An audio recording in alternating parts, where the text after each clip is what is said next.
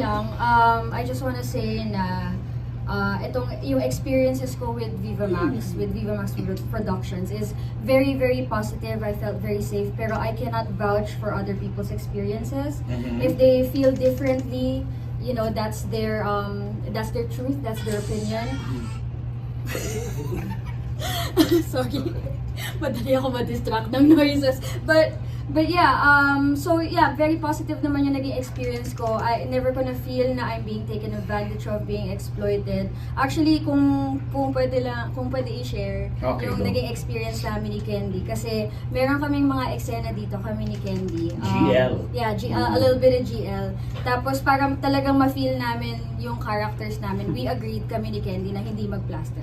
Pero sinabihan kami ng production and ni direct na hindi yun safe.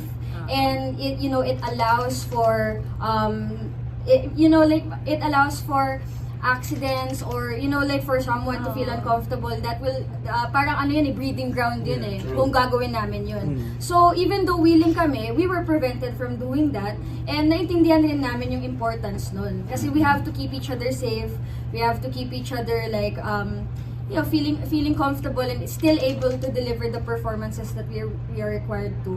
So ayun, parang I think na yung ginawa nila na ganun is a testament to how much na inaalagaan ng prod yung mga artista in this particular production.